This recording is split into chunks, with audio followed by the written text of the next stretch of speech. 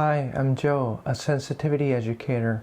Today I want to talk to highly sensitive people, HSPs, about defensiveness. HSPs tend to go into defense mode to protect themselves, which triggers the feeling that everyone is attacking you, causing you to be hyper self-conscious and constantly worry about what other people think of you. Understanding this dynamic can really help ease the fear of people and reduce being overly self-conscious. So if you feel like you're always on the defensive, this video should be helpful to you. So let's get into it now. Number one is, what exactly is defensiveness? Psychologically, it's a defense mechanism, but simply put, it's a state where you're so focused on protecting yourself that you have no capacity left for anything else. For example, being highly conscious or hyper-conscious is a classic part of this defense mode. So when you step outside, it makes you feel like everybody is laughing at you or looking down on you. And because your brain is entirely focused on protecting you from that perceived threat, you might develop a fear of going out, struggling to make eye contact, or physically flinch when somebody speaks to you.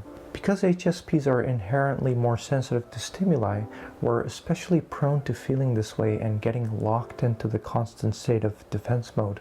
And in reality, this defensiveness mechanism is quite common in workplaces.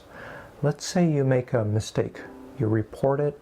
Your boss gives you some tough advice. Naturally, they're going to have a few things to say. But your boss isn't attacking you as a person. They simply don't want the mistake to happen again. So they're just asking you to fix it. So it's strictly business. However, when defensiveness kicks in, even though the boss has no malicious intent, an HSP might jump to conclusions thinking, "Isn't this workplace bullying?" or "I'm being verbally abused." Obviously, actual workplace bullying is a serious issue, but in this case, because of the way we interpret the information, the threshold for what constitutes harassment is already incredibly lower than the general standard. But as you know, when you get stuck in this state, your overall life feels very heavy and vulnerable. You become easily hurt by small things, your negative thinking spirals, and eventually the people around you tend to start viewing you as pessimistic or highly critical,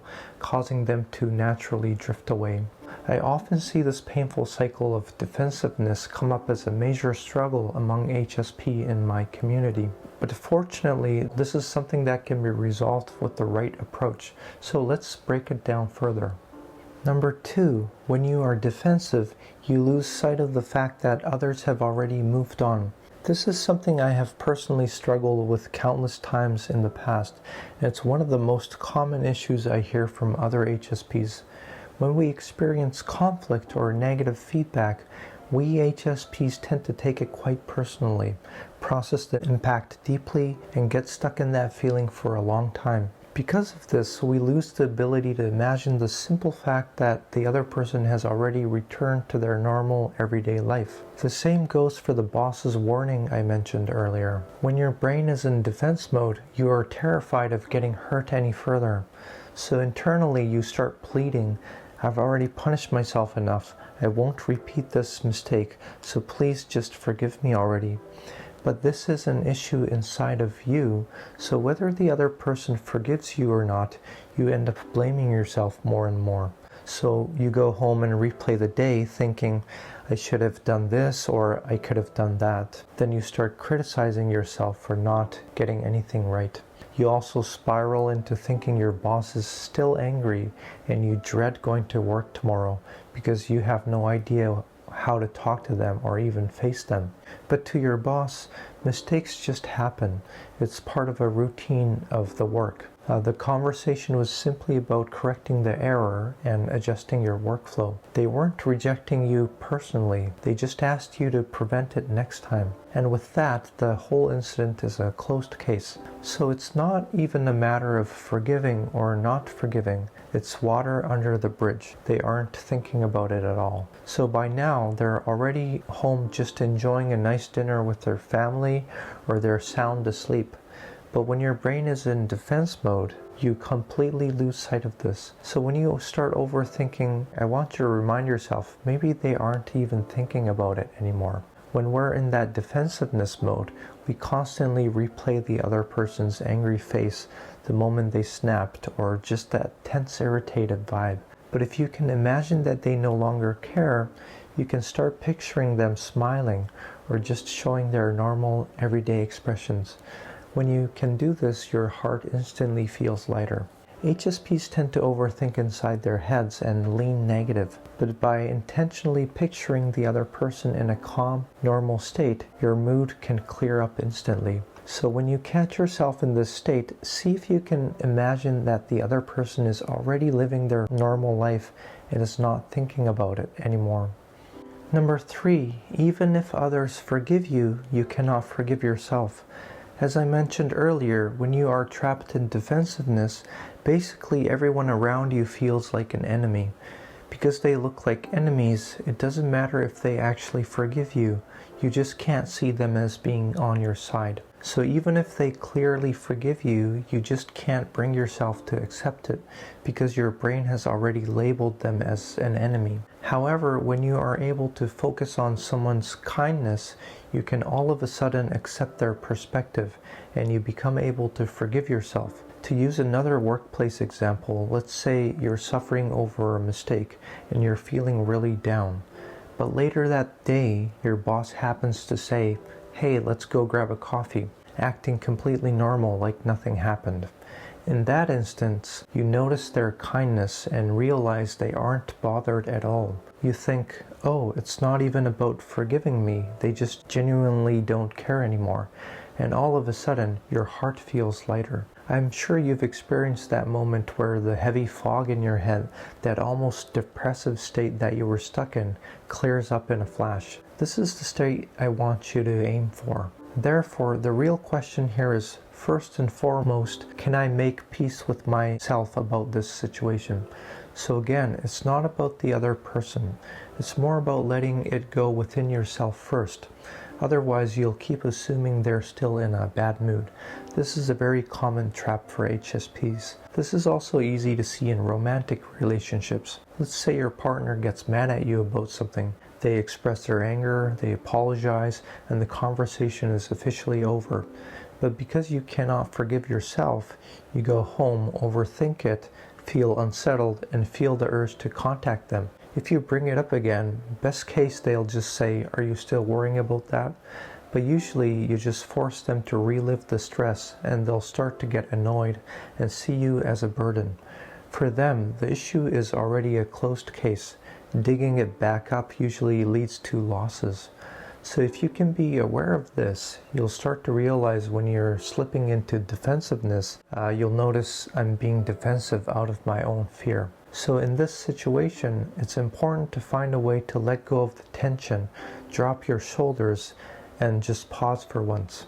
When you can do that, you'll realize that the people around you have already moved on, and you don't need to be on the edge that much. And letting go of this defensiveness isn't always easy, but from a neuroscience perspective, one effective approach is sending safety signals to your brain. For example, we all face high-stress situations at work when the air feels heavy and tense. If you bring that tension home, you stay irritated and keep thinking about work. This happens because your nervous system is locked in survival mode. You become negative, worry about work tomorrow, and end up drained.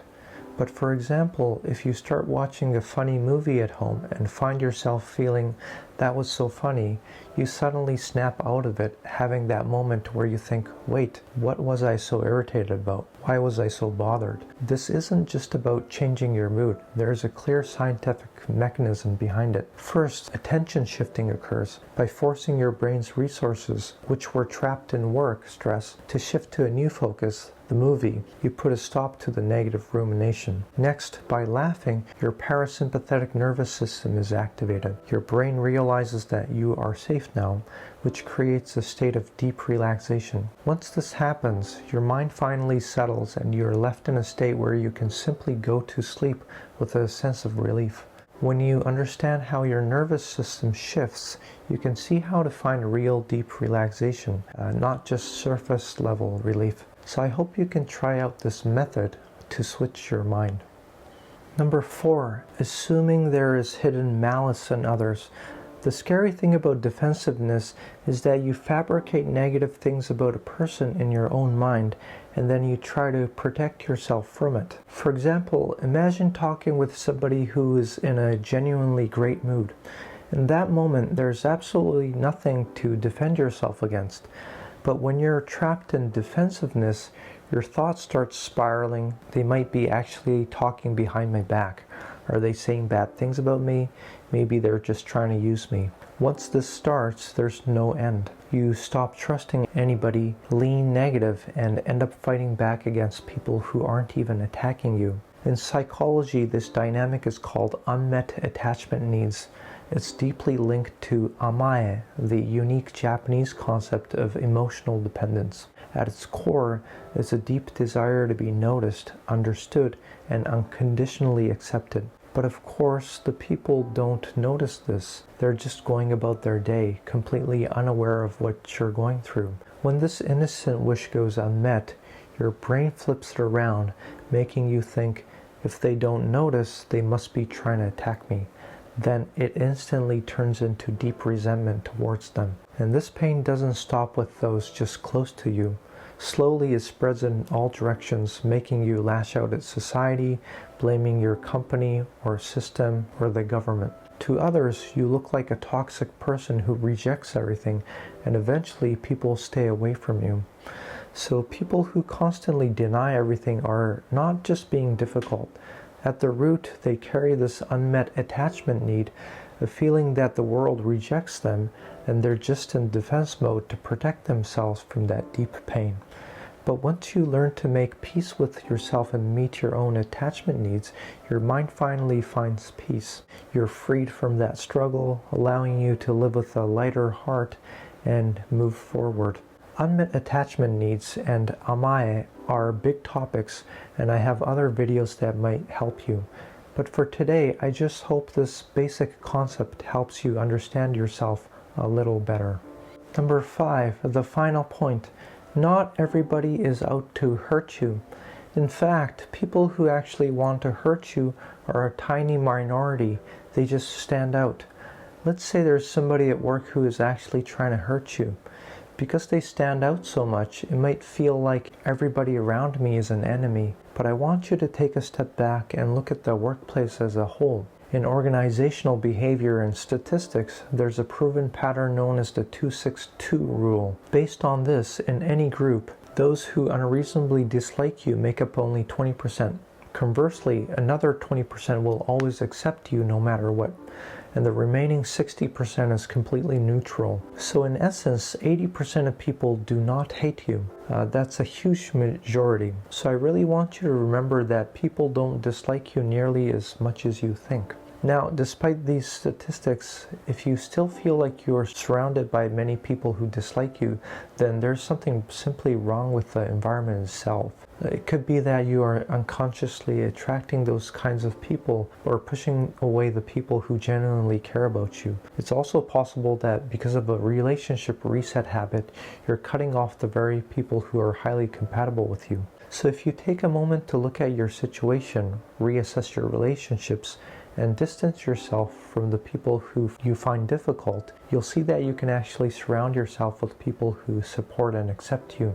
When this happens, your defensiveness softens, and you're finally able to realize, I can actually trust people, or people are actually kind. It's quite difficult to notice this defensiveness, but I want you to take a moment and check how much it's affecting your life now. From there, I hope you can take those little steps surrounding yourself with kind people in your life. When you can do this, you'll experience a much easier way of moving through the world. So for all HSPs, I hope you take this concept of defensiveness as a valuable insight for yourself. So today we talked about the psychological mechanism of defensiveness and how it relates to highly sensitive people, HSPs. Here on Sensipath, I share detailed insights and often overlooked perspectives specifically tailored towards HSPs and break them down using psychology, science, and my own real-life HSP experience. If you found this helpful, I'd be happy if you stay connected. That's all for today. This was Joe from Sensipath.